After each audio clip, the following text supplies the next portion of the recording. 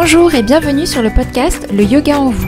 Je suis Bérangère, professeure de yoga à Caen et en ligne chez Béré Yoga. Ici, je vous propose des réflexions et des conseils pratiques pour intégrer le yoga à votre vie quotidienne, mieux comprendre ses bienfaits et vous reconnecter à vous-même avec bienveillance. Bonne écoute! Bonjour et bienvenue dans ce nouvel épisode du Yoga en vous. Aujourd'hui, on va parler de l'automne vu à travers l'Ayurveda et le yoga. Comment cette saison nous influence et comment on peut l'accueillir en prenant soin de notre énergie et de notre équilibre. L'automne, c'est une période de transition, de mouvement, parfois de déséquilibre, mais c'est aussi une belle occasion de ralentir et de revenir à soi. Pour explorer ce thème, j'ai la joie d'accueillir pour une deuxième fois Rwandi Lebris, professeure de yoga et praticienne en Ayurveda. Elle accompagne depuis plusieurs années les personnes qui souhaitent mieux comprendre leur corps et leur esprit grâce à ces deux disciplines qui sont profondément liées, on va le voir.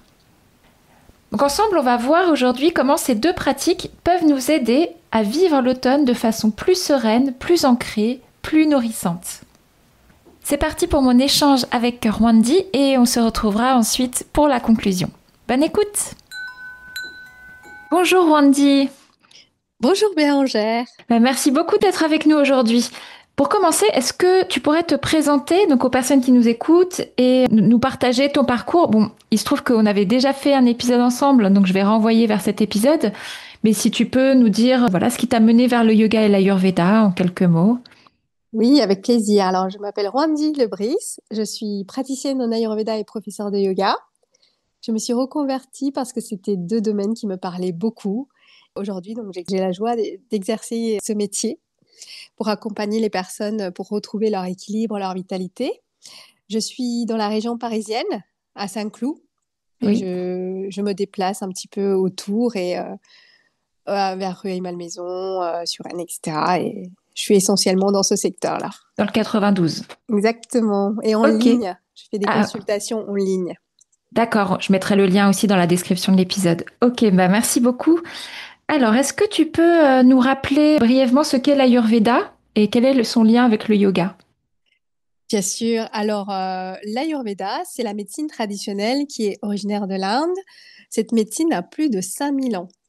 Le terme Ayurveda vient du sanskrit. Ayur signifie la vie, Veda signifie la connaissance ou la science. Donc l'Ayurveda, c'est la science de la vie. D'accord. Donc, le yoga et l'Ayurveda, c'est vraiment deux sciences issues des Védas. Tu sais, les textes sacrés indiens qui datent de plusieurs millénaires. Mm. Donc, ces deux disciplines ont vraiment une origine et une philosophie commune, le Samkhya. Ils partagent une vision holistique de la santé. L'humain est un tout, le corps, l'esprit, l'âme, en lien avec la nature et l'univers. Et on parle beaucoup, en fait, des 5 éléments dans le yoga et aussi dans l'Ayurveda. D'accord. On avait vu dans le dernier épisode, l'épisode qu'on avait fait ensemble, que aux 4 éléments habituels, on rajoute l'éther, donc qui est l'espace, c'est Exactement. ça. Mm. Oui, l'espace, c'est le premier élément. Le premier? Oui, l'éther. Ensuite, nous avons l'air, le feu, l'eau Ah, et la terre. Tous les éléments arrivent au fur et à mesure. Il y a une logique. C'est très poétique, l'Ayurveda. d'accord. Est-ce que, Rwandi, tu peux nous expliquer un petit peu comment fonctionne l'Ayurveda? Avec plaisir. Donc, l'Ayurveda se base sur la théorie des 5 éléments. Donc, nous avons l'éther, l'air, le feu, l'eau et la terre. Ces 5 éléments constituent tout ce qui existe dans l'univers.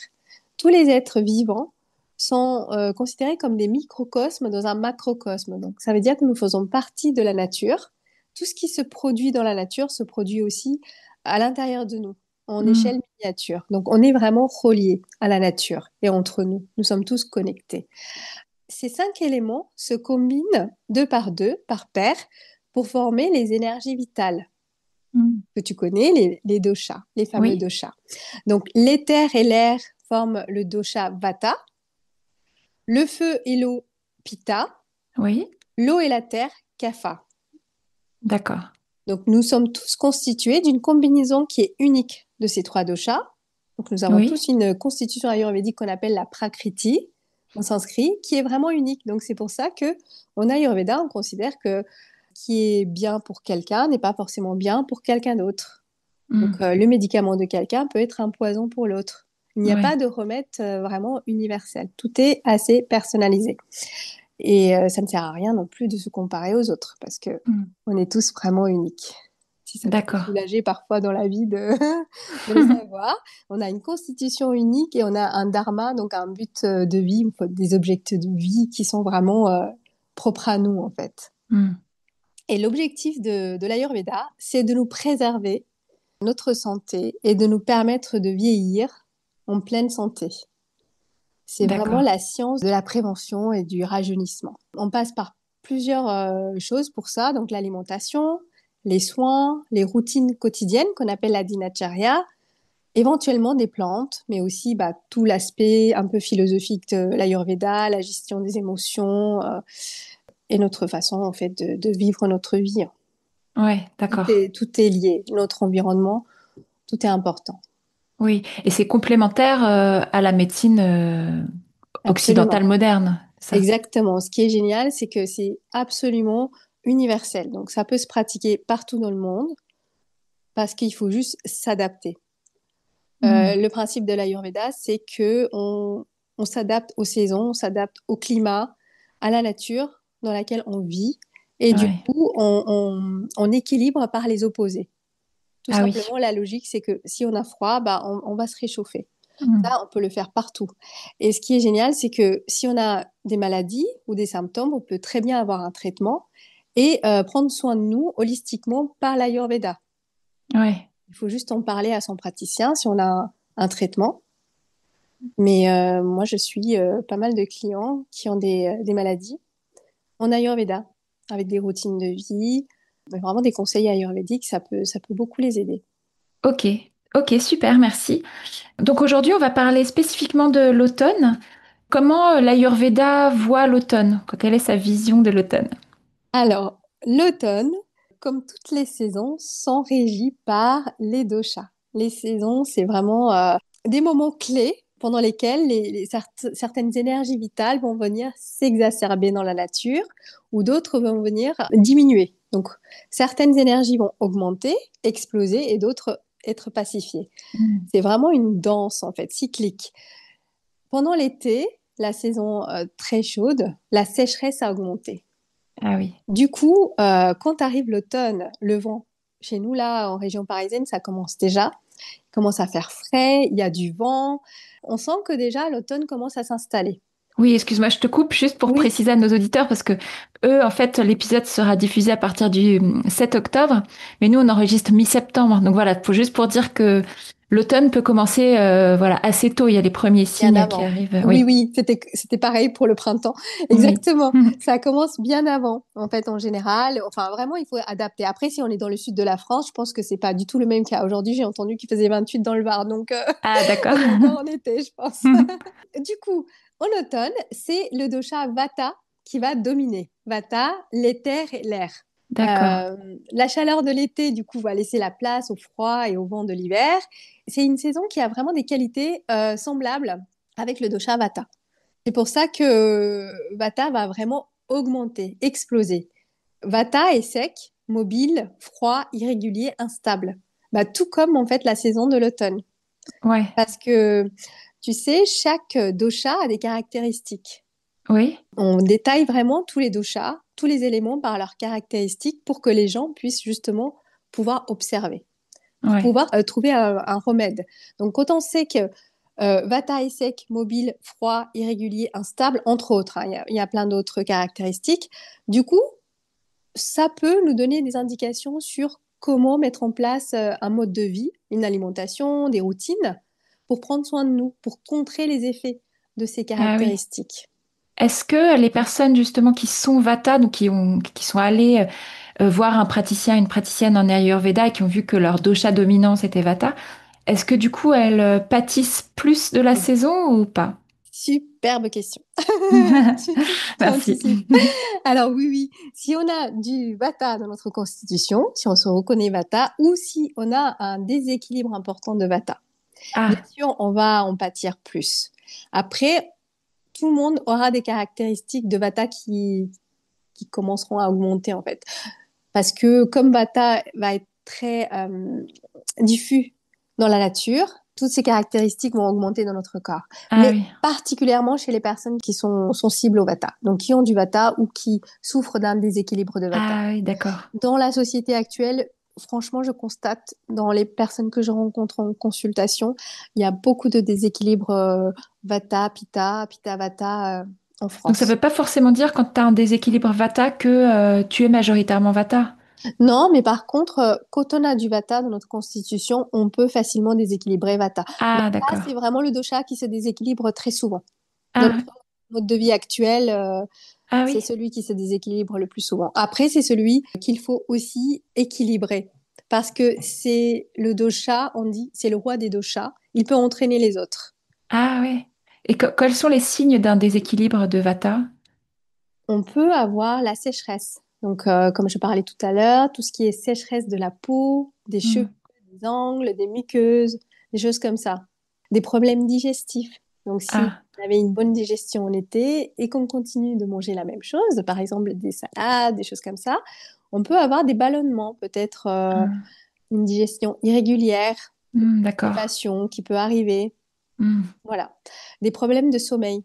Ça, je vois pas mal aussi. Des problèmes de sommeil, d'insomnie, des réveils nocturnes, des choses comme ça. Un Ah sommeil oui. agité. Et principalement, on peut avoir un mental agité. De Hmm. l'anxiété, de la peur, du stress qui peut Hmm. revenir. D'accord. Après, c'est aussi lié à la rentrée, hein. Souvent, Oui. c'est la période qui coïncide avec la rentrée. Au lieu d'aller vers plus de douceur, bah, nous, on se rajoute plus de choses à faire. Ah oui.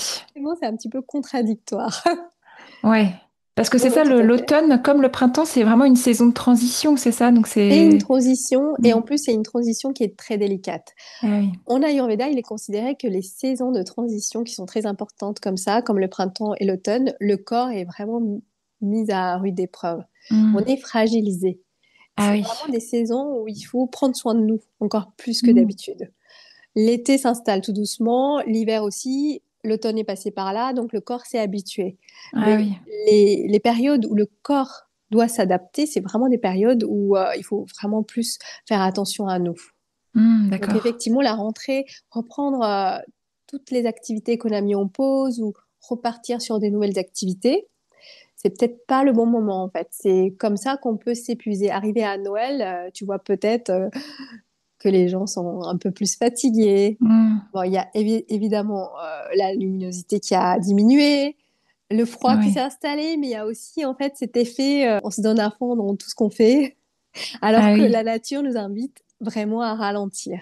D'accord. Ah oui, Mm. donc c'est ça. Plutôt à cette période de l'automne, il faudrait ralentir. Exactement. Parce que D'accord. l'hiver, enfin, l'été, c'est une période où on est plus expansif. On va vers l'extérieur, on voit les amis, on a une vie sociale très importante. Mais par contre, en automne, on est censé plus revenir en introspection.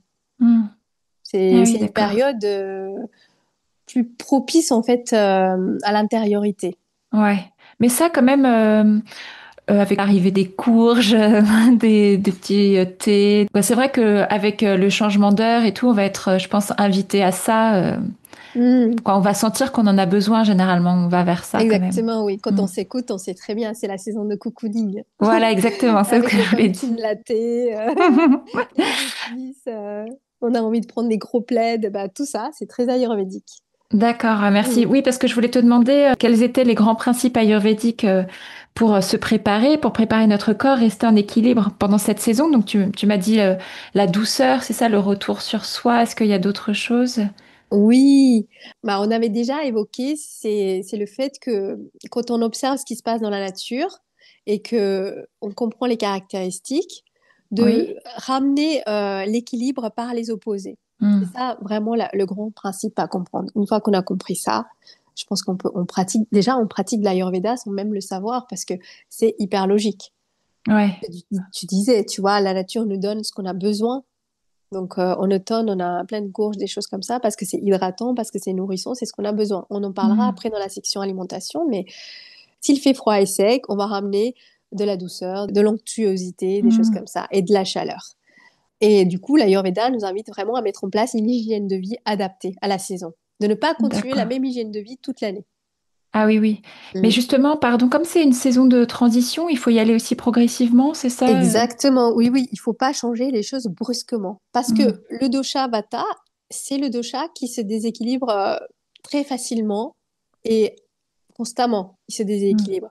Donc tout ce qui est brusque et, euh, et soudain va vraiment déséquilibrer le dosha Vata. Donc il faut y Ah aller oui. progressivement et avec beaucoup de douceur. C'est pour ça que c'est vraiment une période de transition.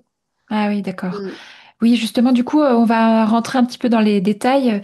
Donc, qu'est-ce que on peut mettre en place pour adoucir cette transition vers l'automne, y aller progressivement, que ce soit au niveau de l'alimentation, voilà, de l'hygiène de vie. Je pense que tu as plein de choses à nous dire.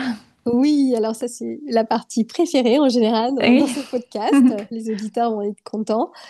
Il faut juste savoir que l'Ayurveda, comme je disais, c'est vraiment une science qui vient s'adapter à l'individu. Donc, Hmm, tous les conseils sont personnalisés. Tout à l'heure, on a parlé des déséquilibres Vata, donc la sécheresse, la constipation, problèmes de digestif, insomnie, mental agité, etc. Mais si on a d'autres déséquilibres, par exemple, si on a développé des déséquilibres d'ordre Pitta, feu et hmm. eau, on pourrait avoir des inflammations, par exemple, de Ah oui. l'acidité, etc. Et si on a développé des déséquilibres de type kapha, la Hmm, terre et l'eau, on pourrait avoir des problèmes de rétention d'eau, problèmes ORL, respiratoires, des choses comme ça, ou de prise de poids. Donc, hmm. c'est pour ça que c'est un petit peu difficile de donner des conseils généraux, mais là, je vais vous donner des conseils généraux à appliquer si vous avez un déséquilibre, surtout Vata, ou si vous êtes de Ouais, constitution Vata. Après, si vous vous reconnaissez dans les inflammations ou excès de poids, des choses comme ça s'appliquera un petit peu moins à vous. Donc, ouais, le mieux, c'est quand même de voir un praticien formé, bien sûr. oui. Voilà. Tu as raison de le préciser. La régularité, c'est la clé.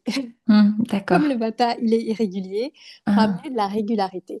Dans notre dinacharya, la dinacharya, c'est des routines de vie. hmm.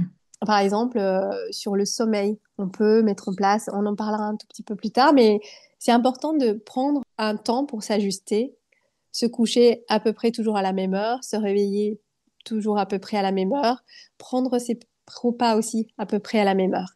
Ça D'accord. peut être un petit peu ennuyeux, peut-être, Hmm. à mettre en place, mais cette régularité va calmer Vata. Ça va D'accord. rassurer Vata. J'ai une question justement par rapport au fait que l'été, les journées duraient plus longtemps, donc le soleil se couchait plus tard. Est-ce que du coup, c'était bien de dîner un petit peu plus tard et là maintenant de dîner un petit peu plus tôt ou toute l'année, il faut mieux voilà, manger à la même heure Non, effectivement, en fonction des saisons, on peut s'ajuster. Hmm. Euh, J'avais prévu de te parler un petit peu de l'horloge ayurvédique. Est-ce que tu sais ce que c'est? Je crois que oui, mais je veux bien que tu me redises. Voilà. En Ayurveda, on nous conseille vraiment de suivre la course du soleil, le Ah cycle oui, circadien. L'horloge ayurvédique, c'est vraiment basé sur les principes des doshas, encore une fois, qui gouvernent tout. Les ah climats, oui. mais aussi la journée. Hmm. Il y a des tranches horaires. Hmm, Vata, d'accord. Pitta, Kapha vont se succéder la journée et la nuit et vont avoir des fonctions dans notre organisme. Et du coup, l'été, effectivement, la journée s'allonge, mais Ouais. l'hiver, la journée va se réduire. Oui. Donc, il est conseillé de se coucher autour de 22 heures en Ayurveda. Ouais. Et Que ce du soit coup, l'été ou l'hiver ou... l'été peut-être un peu plus tard, Ouais. mais pas non plus beaucoup plus tard, parce que Hmm. il faut quand même garder une certaine régularité. Et le fait de se coucher vers 22 heures, 22h30, 23 heures, ça permettra au dosha Pitta, le feu, qui va venir vraiment détoxifier, aider le corps à se débarrasser des toxines. Par contre, tu as peut-être remarqué quand on est réveillé ou qu'on est en train de faire une activité stimulante, lire ou travailler, bah, du coup, l'intellect se réveille. Après, on a Hmm. moins envie de dormir. C'est parce Hmm. que Pitta, il revient, il rentre en action. C'est vraiment le dosha, l'énergie du mouvement aussi, du D'accord. flow. Du coup, c'est pour ça qu'en fait, on surfe sur les différents doshas. Le soir, à partir de 18 heures, en gros, dosha kapha se met en place petit à petit jusqu'à 22 heures. C'est Pitta qui Ah. va prendre le relais. Bah, de 18 heures à 22 heures, on est censé vraiment surfer sur cette vague de kapha. Donc, Hmm. ralentir nos activités, prendre un repas le plus tôt possible, mais quelles que soient les saisons, j'ai envie de te dire, parce que Ouais. plus tôt on prend notre repas, plus on aura le temps de digérer notre Oui. repas. Et Mm. du coup, quand on va rentrer dans le sommeil, le corps pourra vraiment se reposer, se régénérer. Le repos, le sommeil, pour nous en Ayurveda, c'est un rasayana. Rasayana, c'est un rajeunissant. C'est quelque chose qui va Ah, venir contrer les effets antioxydatifs, etc., de notre mode de vie et nous régénérer en profondeur. ouais. Ça, il faut vraiment donner toutes les bonnes conditions à notre corps. Si on mange un gros repas avant de dormir et qu'on se couche, tu vois bien, on n'est pas, On n'est pas bien. ouais, Mm. on dort pas très bien. Ouais. Bah, merci beaucoup. Mais donc, on va continuer sur tes conseils pratiques pour l'automne. Sur le sommeil, sur l'hygiène de vie, c'est pour tout le monde. En Oui. tout temps, j'ai envie de dire, vraiment, ça peut rester toute l'année. Après, les conseils alimentaires, ça reste pour les personnes qui ont un grave déséquilibre Vata ou un petit peu de Vata ou qui ont du Vata dans leur constitution. Par exemple, si on a un déséquilibre Kapha, ça conviendra peut-être un peu moins. Ah oui, d'accord. Voilà. Mais Ok. ça reste valable quand même. Mm. Alors, en Ayurveda, on ne raisonne pas en macronutriments, en micronutriments, tout ça. On raisonne vraiment toujours, on part toujours de nos 5 éléments. Ah oui. Donc, les 5 éléments sont présents partout, même dans l'alimentation. Alors, ça se manifeste dans l'alimentation par les saveurs. Mm. Du coup, on va répartir les aliments par 6 saveurs. Donc, on a la saveur douce, acide, salée, amère, piquante et astringente. Donc, ces 6 saveurs vont venir soit augmenter les énergies vitales, les doshas, soit les pacifier. Mm. Donc, quand on sait que Vata est irrégulier, sec, etc., on va venir le pacifier avec la saveur douce, la saveur acide et la saveur salée. D'accord. Parce que c'est vraiment des aliments qui vont venir contenir Vata. Je vais rentrer dans le détail après. Ouais. Dans tous les cas, il est conseillé de toute façon de manger des aliments de saison. Parce Mm. que justement, la nature nous donne ce qu'on a besoin. Les Mm. courges, elles sont hydratantes, elles sont nutritives, donc c'est parfait pour cette saison. Ouais. Et attention, si on a un déséquilibre de kapha, donc rétention d'eau et prise de poids, ça peut augmenter ça. Ah oui, C'est pour d'accord. ça. C'est pour ça que je disais, il faut faire attention. On peut privilégier, dans tous les cas, des repas cuits. Mm. C'est petit à petit, on va abandonner nos petites salades, Ouais. nos crudités, pour se diriger vers des repas cuits, chauds. On peut rajouter un petit peu de gras, du bon gras. Tu connais le Mm. ghee? Oui, oui, oui. Mais j'en Voilà. utilise pas, il faudrait. On peut mettre un petit peu de ghee, un petit peu d'huile d'olive, une bonne matière grasse. C'est très nutritive. Et on va vraiment privilégier donc les saveurs douces, acides et salées. Quand tu Le... dis, pardon, excuse-moi, Randy, Oui, quand tu dis saveur douce, j'allais c'est... expliquer Ah, justement. d'accord, je me demandais si c'était le sucré ou pas, Eh ben, ou non. c'est une super question. Alors Ah, non, c'est pas le sucre raffiné, ah, Bérangère, non. C'est le doux qu'on retrouve dans les céréales, par exemple dans le riz, les flocons de céréales, ah, les courges aussi, bien sûr, dans les légumineuses, dans les fruits, dans les légumes. d'accord. Alors cette saveur douce, elle est très intéressante parce qu'elle va donner de l'ancrage. C'est une Hmm, saveur qui est nourrissante. d'accord. Et on en a vraiment besoin dans cette saison où le corps va être un petit peu fragilisé par les éléments qui vont venir nous agresser de l'extérieur. Hmm. Ça explique aussi pourquoi, quand on est un peu stressé, on a envie de grignoter. Parce que ça nous ancre, en fait. La Ah saveur oui, douce, elle va nous stabiliser. d'accord. J'avais écouté il y a quelques années un podcast avec un médecin qui, lui, conseillait de manger des flocons d'avoine à l'automne, tu vois, de vraiment faire voilà, flocons d'avoine, et puis pour Oui. cette période spécifiquement. C'est bien, du coup Oui, oui, c'est bien. Nous, en Ayurveda, on conseille de manger des porridge. Ouais, c'est ça, des Des porridge, porridge ouais. avec des céréales. Après, c'est adapté en fonction des différents déséquilibres. Si on veut manger des porridge, il y a toutes sortes de céréales maintenant. Il y a les céréales de flocons, de riz. On peut même faire des mélanges. Oui, C'est intéressant de tester.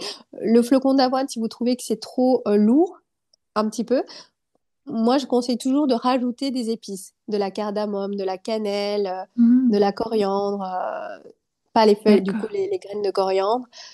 Ce que Ah vous aimez, oui, en fait, ça va venir réchauffer et permettre de mieux assimiler. On peut le faire cuire avec de l'eau, tout simplement pour que ce soit léger, ou avec du lait végétal.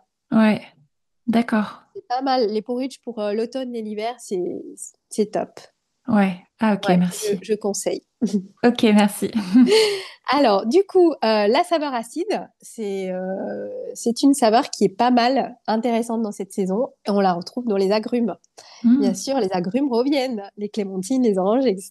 Ah oui. C'est une super saveur pour améliorer le métabolisme.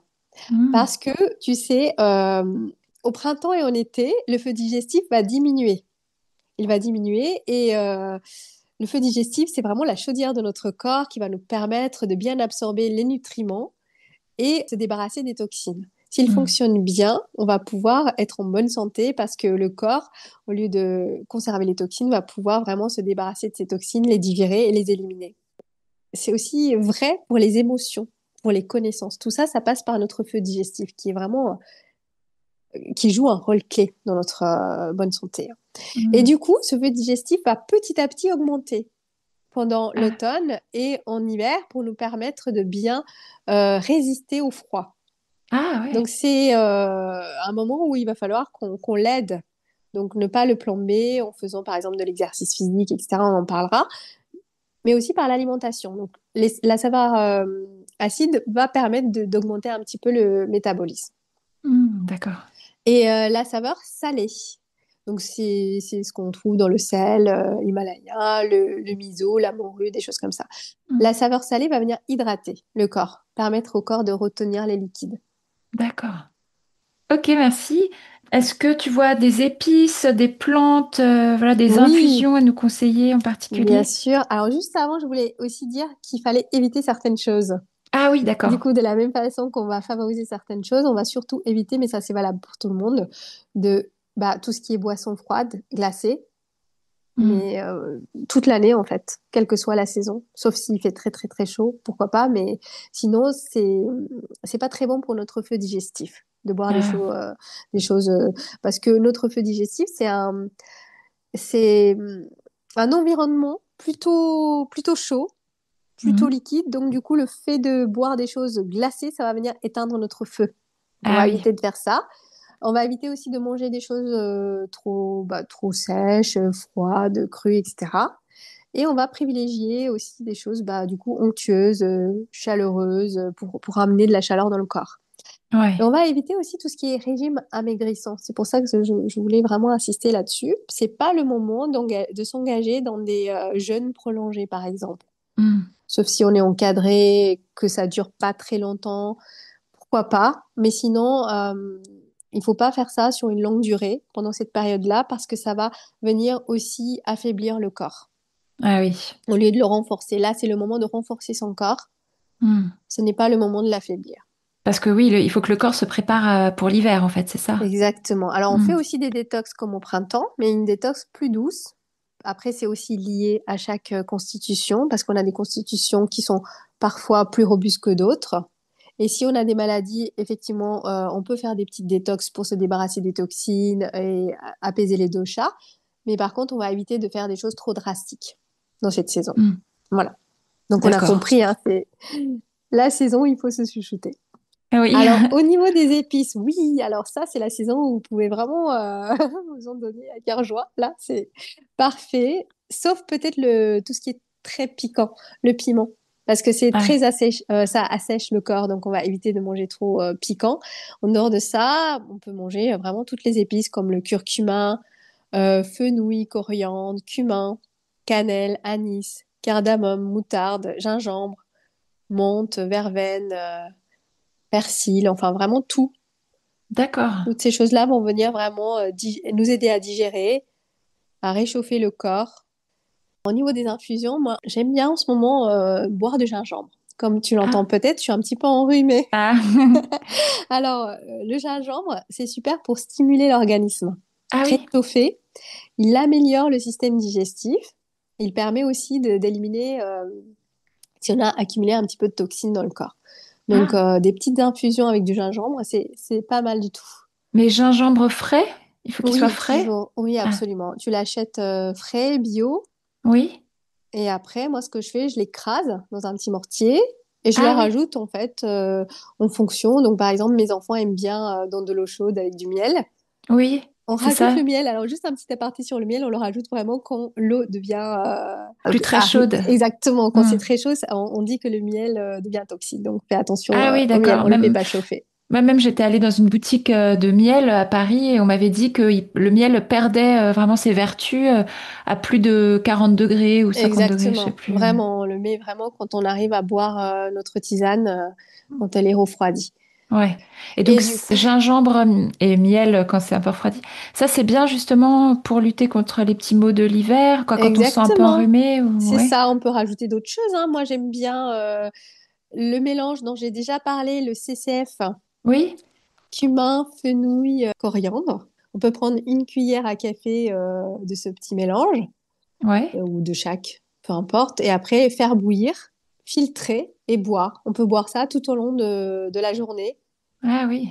comme une infusion dans un thermos, si vous voulez. Ça va permettre de garder notre corps chaud et aussi de stimuler la digestion, d'éliminer peut-être D'accord. aussi des petites toxines, des choses comme ça. C'est vraiment une super infusion pour cette saison. J'ai une question qui me vient. Hmm. Est-ce que pendant la journée, il vaut mieux prendre des infusions ou alors du thé? Est-ce que c'est mauvais de Oui, prendre trop de thé? oui, Ah. oui, quand même, parce que on va éviter tout ce qui est excitant. Donc Hmm. déjà, tu me parlais de thé, pas de café. C'est super parce que, alors, le café, c'est acidifiant. Surtout si on a des problématiques de vata ou de pitta, on va éviter de prendre trop de café parce que ça va augmenter encore plus le stress, la nervosité, Ah. le côté acide aussi du corps. Et pour nous, les femmes, ça peut aussi perturber un petit peu nos hormones. Hmm. Donc, moi, je déconseille vraiment de prendre trop de café, surtout pour les personnes qui sont pas CAFA. Les personnes qui ont du CAFA dans leur constitution peuvent consommer un petit peu de café. Et le thé, c'est un petit peu, j'ai envie de dire, c'est un peu mieux que le café, mais ça reste quand même un excitant. Il y a de Ah la oui, théine d'accord. dedans. Donc, si vous avez l'habitude de prendre du thé, prenez peut-être 1 ou 2 tasses maximum. Après, le reste du temps, prenez des tisanes. Cette saison, ça peut être pas mal de consommer des tisanes comme la mélisse, la camomille, la réglisse, l'angélique, Hmm. la verveine. La D'accord. camomille, elle est intéressante parce qu'elle réduit l'anxiété, elle favorise le sommeil et apaise aussi tout ce qui est un petit peu la fièvre, les états grippaux, des choses comme ça. Hmm, d'accord. Après, il y Hmm. a aussi des plantes ayurvédiques, là, on va pas forcément en parler, mais il y a le tulsi. Juste le Ah, tulsi, c'est le basilic sacré qui est très bien pour le système respiratoire. Encore d'accord. attention à ne pas s'auto-médicamenter parce que ça reste quand même des poudres médicinales. On peut trouver dans le commerce parfois des petites infusions respiratoires à base de tulsi. Ça peut être très D'accord. intéressant dans cette saison. Ok. Outre l'alimentation, est-ce que tu vois des choses à nous dire sur l'hygiène de vie, sur l'activité physique, voilà, à voir à cette saison? Carrément, j'ai plein de choses à dire. Alors, on a parlé du sommeil, que c'était un rasayana, donc c'était vraiment une pratique pour garder notre corps en bonne santé le plus longtemps possible. Suivre l'horloge ayurvédique, donc Hmm. manger vraiment à des heures régulières, etc. Vraiment la routine, moi, qui me tient vraiment à cœur dans cette saison, c'est l'abhyanga. Parce Hmm. que l'abhyanga, c'est le massage à l'huile chaude. Qui va diminuer Vata de façon vraiment drastique, on va dire, ça va être l'huile. L'huile va D'accord. vraiment aider à contenir le Vata. C'est Ok. la ligne de traitement principale qu'on utilise en Ayurveda pour traiter Vata. Et quelle huile est-ce qu'il y en a en priorité à Oui, prendre? oui, oui, c'est l'huile de sésame. Ah C'est oui. la reine des huiles. C'est Hmm. parce que c'est une huile qui est vraiment très, très bien hydratante, etc. Après, si on a des allergies, on peut utiliser d'autres types d'huile, hein. Hmm. L'huile d'olive, ça peut très bien convenir aussi. Mais c'est vrai qu'en Ayurveda, on aime bien l'huile de sésame. Ouais. Et d'ailleurs, quoi, moi, chaque fois que j'en ai acheté en magasin bio, comme si c'était pour mettre dans ma vinaigrette, que je veux dire, ça se trouve Exactement. facilement en magasin bio, Oui, oui. en magasin bio, dans les magasins. Il faut juste Hmm. veiller à la prendre pressée à froid, vierge, D'accord. donc de bonne qualité. Ouais, ok. Et ce qu'on mange, en fait, on met sur le corps ce qu'on mange. Donc la Hmm. qualité qu'on utilise pour notre nourriture, c'est exactement la même qualité de choses qu'on va mettre aussi sur notre corps. Hmm, d'accord. Et tu te parlais d'huile chaude, comment on fait du coup? Comment? Alors, soit on prend un petit chauffe-biberon, Ah oui. si vous avez encore ça. Sinon, on peut faire chauffer un petit peu au bain-marie. Ah oui, Un petit, d'accord. un petit peu d'huile au bain-marie, donc surtout pas au micro-ondes. Ouais. Vous faites chauffer un petit peu et vous vous massez le corps. À minima, si vous n'avez pas le temps de vous masser, mettez au moins, huilez votre corps. Huilez votre corps parce que c'est vraiment super dans cette saison. L'huile de sésame va venir réduire l'anxiété, Hmm. diminuer le stress et l'agitation mentale. On a vu que Ouais. c'était vraiment propice cette saison à ces petites problématiques. L'huile de sésame va aussi améliorer, donc surtout le massage avec cette huile va améliorer la Hmm. circulation sanguine, lymphatique, et du coup, ça va nous aider aussi à détoxifier le corps. Hmm. Ouais. Euh, et cette huile, elle va principalement nourrir la peau, les tissus profonds. Elle va maintenir la jeunesse de la peau. Donc, c'est quand même Ah super oui. intéressant comme soin de beauté aussi. L'huile va aussi favoriser le sommeil et réduire la fatigue. Donc, il faut le faire le soir, c'est ça? Ou pas Euh, forcément? En Ayurveda, en général, on le fait, ça fait partie de la dinacharya, tu sais, les actes Oui. qu'on fait le matin. Ah, Après, d'accord. moi, je conseille vraiment d'adapter les rituels à la vie des personnes. Oui. Je n'aime pas tout ce qui est trop Rigide, dogmatique, ouais. rigide, parce que sinon, on ne peut plus rien faire, Bah parce que oui, c'est ça. on n'a pas la possibilité de prendre 2 heures tous les matins pour s'occuper de Oui. nous, malheureusement. Donc, faites-le vraiment comme vous voulez, même avant de vous coucher. En général, ce qu'on fait, c'est que il est dit de se s'huiler le corps. Ensuite, on prend notre douche et puis on va Ah travailler. oui, d'accord. Parce que ça permet vraiment aussi de protéger la peau avec tout ce qu'il peut avoir dans l'eau, hein, le calcaire, etc. Ouais. Mais sinon, si on peut pas, faites-le le soir. Trouvez un Oui, moment au moins, si vous pouvez le faire 1 à 2 fois par semaine, c'est pas mal déjà. Si on peut pas faire d'accord. ça tous les jours. Mais sinon, effectivement, il faudrait faire ça tous les jours. Est-ce qu'il vaut mieux le faire une fois par semaine avec de l'huile chaude ou tous les jours avec de l'huile pas chaude? Alors, tu vas voir la différence. Quand tu vas chauffer l'huile, ça Ah va être oui. vraiment merveilleux. Le contact de l'huile chaude sur la peau, Ah ouais. c'est exceptionnel. On D'accord. s'habitue. J'ai envie de dire, c'est bien de chauffer parce que ça va apporter encore plus de chaleur que le corps a besoin. Après, encore une fois, adapte-toi à ta vie, Hmm. quoi. Si t'as pas le temps de faire chauffer, autant huiler, même tu peux chauffer avec les mains. Tu fais Ouais. revenir entre les mains. Hmm, Il vaut d'accord. mieux quand même huiler que ne pas huiler. Ouais, ok, merci. Et Comme ça. si tu décides de te masser le corps, il y a un sens de massage. Est-ce qu'il faut commencer du bas vers le haut, par exemple? Alors, si on n'a pas de problème de circulation sanguine, on va en chasser les vailloux Ah, vers d'accord. les extrémités du corps. Les vailloux, c'est les différents types de Ah, vata d'accord. qu'on a dans le corps, de circulation. Enfin, du coup, on va venir les chasser vers l'extérieur, vers les extrémités. D'accord. Donc, par exemple, du haut des cuisses vers les pieds, c'est ça? Exactement, oui, Des épaules vers le bout des doigts? exactement. Par Hmm. contre, si on a des problèmes de circulation sanguine, on va ramener vers le cœur. Ah ouais, d'accord. Ah ouais, Ok. les retours veineux, etc., on ramène vers le cœur. Ah ok, Donc, on super va intéressant. remonter le long des jambes aussi. Ah oui, ok, Ouais. d'accord. Vraiment, s'il y avait un seul rituel à mettre en place, ce serait celui-là. Bien sûr, prendre soin de son alimentation et du sommeil aussi. D'accord, merci beaucoup. Est-ce que tu peux nous donner quelques conseils concernant le yoga? Est-ce qu'on peut adapter notre pratique du yoga à l'automne en ce qui concerne à la fois les postures, le rythme, peut-être la respiration aussi dont tu vas nous parler, les Bien pranayama? sûr, bien sûr, en fait, comme on adapte tout, toute notre activité physique aussi devra être adaptée. Déjà, par rapport au sport, si vous pratiquez un sport un petit peu impact, il va falloir réduire pardon, l'intensité pendant Hmm. l'automne. On pourra augmenter l'intensité pendant l'hiver, mais juste pendant l'automne, essayer de réduire un petit peu tout ce qui est activité très, très intensif, parce que ça va, Hmm. encore une fois, fragiliser le corps. D'ailleurs, en Ayurveda, il est conseillé de ne pas aller jusqu'à épuisement, de ne Ouais. pas vraiment aller jusqu'au bout du bout des forces. C'est de s'arrêter à peu près à la moitié de ses capacités physiques, parce que ça va permettre au corps de pouvoir se régénérer plus facilement. Ah oui, d'accord. Donc, évidemment, tout ce qui est pratique de yoga très intense, comme peut-être le yoga Ashtanga ou le Vinyasa avec des flows très dynamiques, ce n'est pas forcément très conseillé. Hmm. Donc, ça serait plus quand même quelques flows si on a l'habitude d'en faire, des salutations au soleil, des choses comme ça pour réchauffer le corps, pour faire Oui. circuler les énergies, c'est très intéressant. Mais mettez quand même l'accent sur la stabilité, l'ancrage avec des postures debout comme guerrier, l'arbre, etc. Hmm. Après, moi, j'aime bien faire pratiquer aussi des postures qui vont venir réchauffer, réveiller le feu digestif dans cette Ah, saison. Toutes les postures de torsion, des choses comme ça, de malasana. Uddiyana Hmm, Bandha, d'accord. la pratique Hmm, énergétique Uddiyana Bandha. Ça, c'est pas mal dans cette saison. hmm, Et ce qui est pas mal aussi, vraiment, j'aime bien ces postures-là, cette famille, c'est la famille des flexions vers l'avant. hmm. Paschimottanasana, la pince, Balasana, etc., la posture de l'enfant, parce que ça va réguler, apaiser le système nerveux, qui Ah va oui, être d'accord. mis à mal avec les problématiques du stress. Ah oui, oui, d'accord.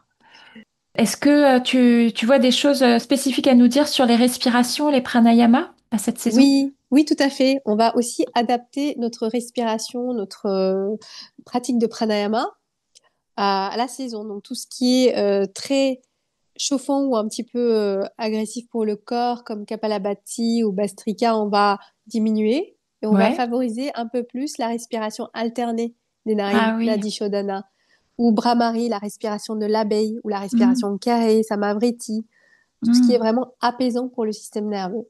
Parfait, ok. Bah, merci beaucoup Randy. On arrive à la fin presque de cet épisode, mais c'était vraiment passionnant. Merci. Merci à toi. Est-ce que tu as des petits rituels personnels que tu pratiques à cette saison et que tu aimerais partager avec nous? Tout à fait. Alors, de tout temps, toute l'année, donc je pratique le gratte-langue et l'eau chaude. Oui, On en a parlé dans dans l'autre... l'épisode précédent sur le printemps, oui. Exactement. J'essaie d'introduire le Tomassage Abhyanga. J'avoue que voilà, je manque de temps aussi, donc je fais quand je peux. Ouais. Après, ce que j'aime bien aussi, c'est le Nasya. Hmm. Nasya, c'est vraiment un soin qui est génial, surtout dans la saison froide. Ça consiste à introduire quelques gouttes d'huile dans le nez. Donc, si on n'a rien, on peut prendre de l'huile de sésame qu'on va venir Ouais. chauffer.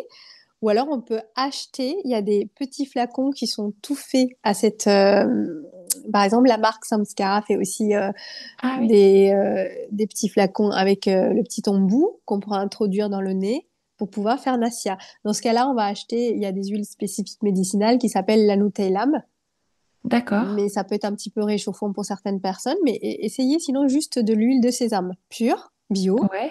celle que vous prenez pour votre alimentation ou le soin du corps. Vous mettez 2, 3 gouttes, maximum de gouttes quand même, dans chaque narine. Vous Ah, où ça, basculez dans la narine, pardon? à l'intérieur de la Ah, narine. vraiment au milieu ou à Ah non, l'entrée tu ou... essaies de le faire pénétrer, donc tu vas Ah oui. basculer la tête en arrière, Ah, comme si d'accord. tu, par exemple, si tu étais dans la posture du poisson, par exemple. Ah oui. Et tu vas faire entrer, pénétrer. L'objectif, c'est de faire pénétrer l'huile à l'intérieur. Ah Parce ouais. que, en fait, ça va venir lubrifier, hydrater les muqueuses. D'accord. C'est, c'est aussi un acte de panchakarma, de détoxification qu'on Hmm. utilise pour plein d'effets, par exemple pour traiter les dépressions, les migraines, etc. Mais ici, c'est plus vraiment pour l'entretien de notre nez, l'hydratation, pour prévenir les rhumes. Ah ouais, d'accord. Donc, si j'avais fait mon ASIA, peut-être que ça m'aurait évité de tomber malade. J'en sais rien. Mais en tous les cas, c'est quelque chose que j'essaye de faire en hiver. D'accord, parce que oui, Mm. justement, je voulais te poser une question. Les conseils que tu as donnés, là, c'est valable C'est pour... toute l'année, c'est toute Ah, l'année. d'accord. Le NACA, ça peut se pratiquer toute l'année en prévention, parce que là, tout ce que je vous dis, c'est vraiment de la prévention. Après, encore plus pour l'automne et l'hiver, pour se prémunir des petits virus, des rhumes, des choses comme ça. D'accord. Et tu disais qu'il fallait qu'elle soit chaude, l'huile aussi? On essaie de chauffer un petit peu au bain-marie. Ah ouais, mais c'est ça. Bon, C'est si ça, c'est un peu plus compliqué. C'est pour ça Oui. qu'en fait, le petit flacon déjà tout fait, on peut le passer un petit peu sous l'eau chaude Ah ou ouais, mettre au d'accord. bain-marie, c'est quand même plus pratique. Je voulais te poser la question justement par rapport à ce soin dans les narines de Jalaneti. Donc est-ce que tu peux déjà expliquer ce que c'est pour les personnes qui connaissent pas? Et puis je voulais savoir si on pouvait le faire souvent ou pas à cette saison.